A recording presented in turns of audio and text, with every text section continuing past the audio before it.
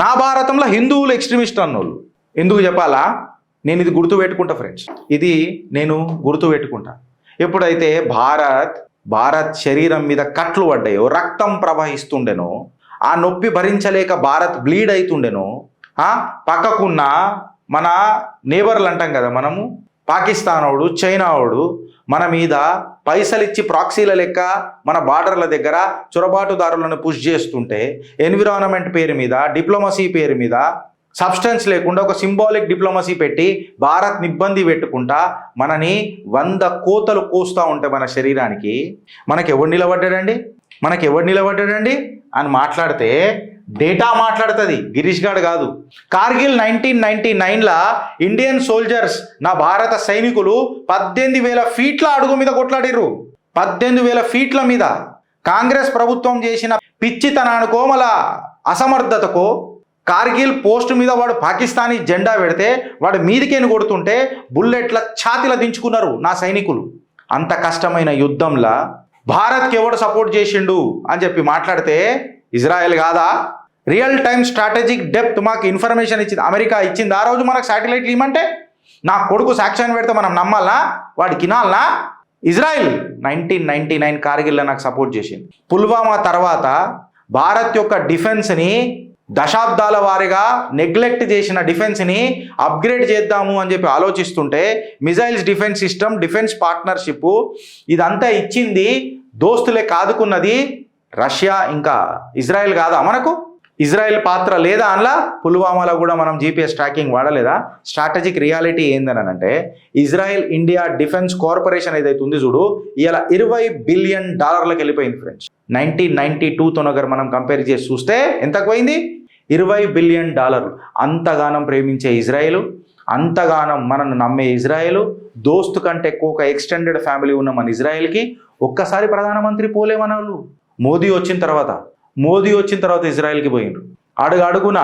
అడుగున ఎప్పుడో మనం చేసిన చిన్న కృప వాళ్ళది గుర్తు పెట్టుకొని దోస్తానాన్ని బాంచారు. ఇవాళ బరాక్ 8 మిజైల్ సిస్టమ్స్ మన ఆకాశాన్ని కవచమై కాపాడుతున్నాయి. ఇజ్రాయెల్ హెల్ప్ చేయలేదా? అవాక్ స్ట్రెంథనింగ్ సర్వలెన్స్ సిస్టమ్స్ మనకి ఇజ్రాయెల్ తోడ్పడలేదా? యుఏవీస్ మన బార్డర్ ఇంటెలిజెన్స్ని కాపాడుతున్నాయి. ఇజ్రాయెల్ మనకు హెల్ప్ చేయలేదా? మన ప్రతి ఒక్క థ్రెట్కి దోస్త్ నేనున్నా అని చెప్పి మనకు దోస్తిని బాంచలేదా? ఇజ్రాయెల్కి ఎందుకు సపోర్ట్ చేయలేం? ఈ అర్ఫా ఎక్సెట్రా ఈ బ్రిగేడ్ గాన్లకు పాలెస్టీన్ జిందాబాద్ అని అంటారు. అగర్ భారత్ హీ నహీ रहता, నేను అలాగే చెప్తున్నా, अगर भारत ही नहीं रहता था बरखुरदार पार्लियामेंट में संसद बन के आप चिल्लाते थे क्या पालेस्टीन जिंदाबाद करके? आज भारत सुरक्षित है इజ్రాయెల్ के वजह से. ఓవెన్లలో పిల్లలను పెట్టి సంపలేయాలి. అది మీ హీన చరిత్ర చేసింది. ఇవాళ ఎప్పుడన్నా ఇరాన్ నాకు సపోర్ట్ చేసిందా?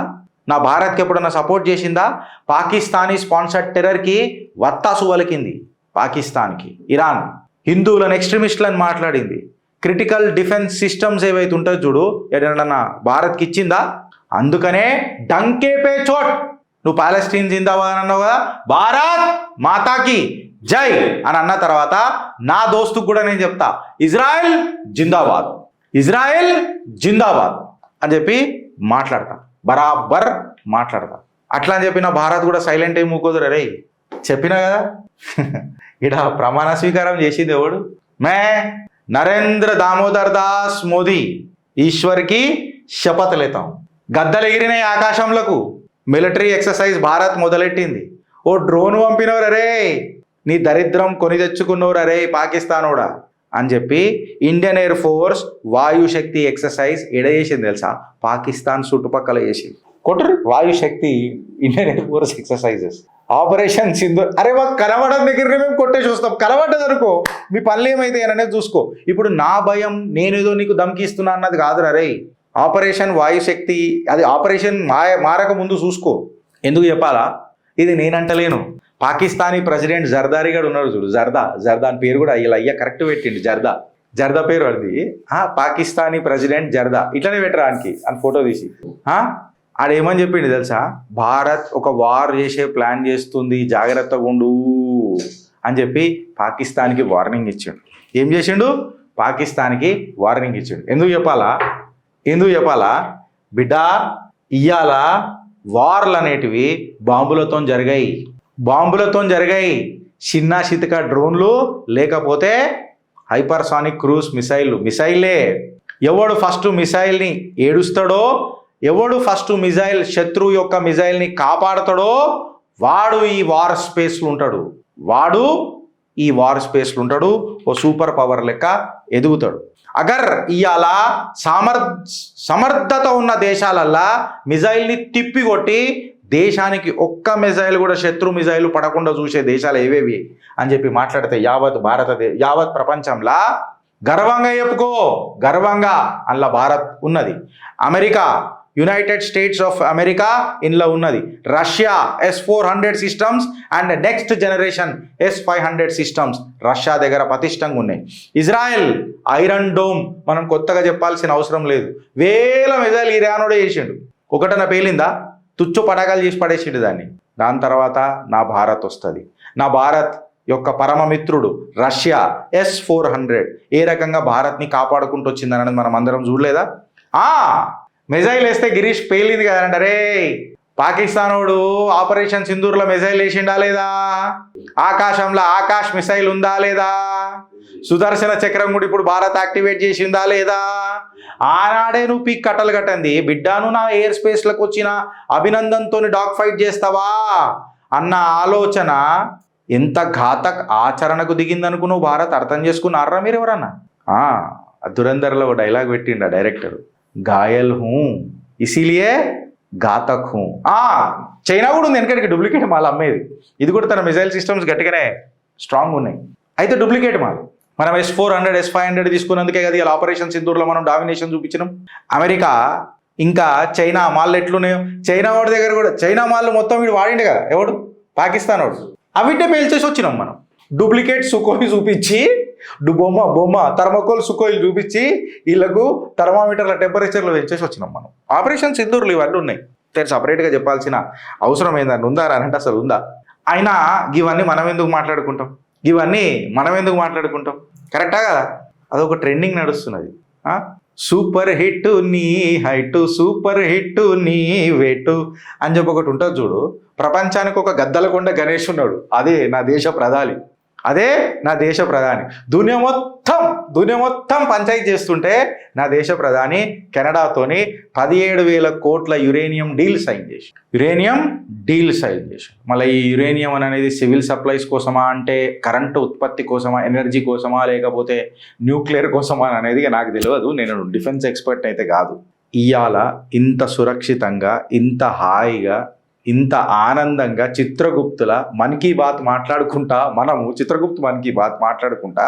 హాయిగా ఉన్నాము అని అంటే, ఒక భారతీయుణ్ణి భారత ప్రధాని చేస్తే, చాయ్ వాలాపై చర్చిస్తే, గాయవాలా ఇన్ లోడింగ్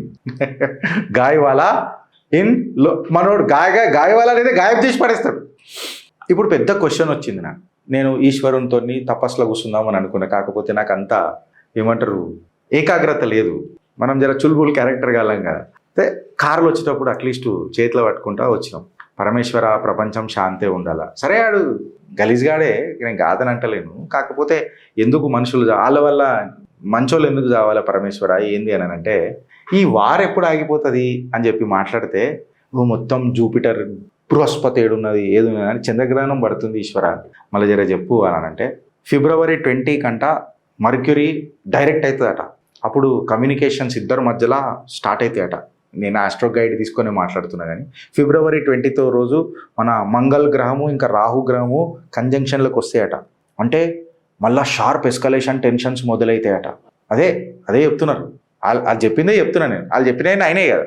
మళ్ళీ March 3 రోజు లూనార్ ఎక్లిప్స్ కదా. ఇలా ఇమోషనల్గా, పొలిటికల్గా ఒక ఇంటెన్సిఫై. దుబాయ్ అంటుండు చూడు, ఏమంటుండు, నన్ను ఎడవాపింది అమెరికా చేతులు కలిపినందుకు, ఈ నోట్ల మన్నవాడ ఈ ఇంట్లో పెరిగి వెళ్ళా. ఎమోషనల్ డైలాగులు వస్తున్నాయి లేవా?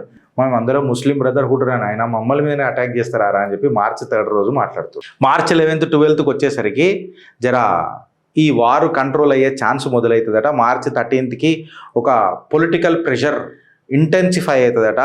మళ్ళీ March 20 తర్వాత మెల్లగా డిఎస్కలేషన్ అవుతుందట. ఇక March 20 తర్వాత కంప్లీట్గా డిఎస్కలేషన్ అయిపోతుంది. మంగళ గ్రహం ముంగడికి పోతుందట, మర్క్యూరీ లేస్తుందట. ఇక గిట్లా చెప్తున్నారు ఆస్ట్రో గైడ్ వాళ్ళు చెప్తున్నారు. చిత్రగుప్తుల మేము ఇంజనీర్ల కాడికి పోయి జర్నలిస్టుల కాడికి పోయి ఇరిగేషనల్ నుంచి పోయి లాయర్ల నుంచి పోయి డిఫెన్స్ నుంచి పోయి ఎలా ఆఖరికి జ్యోతిష్యులు కూడా అయినాం. ఈ ఘనత మీదే. భారత్ మాతాకి జై.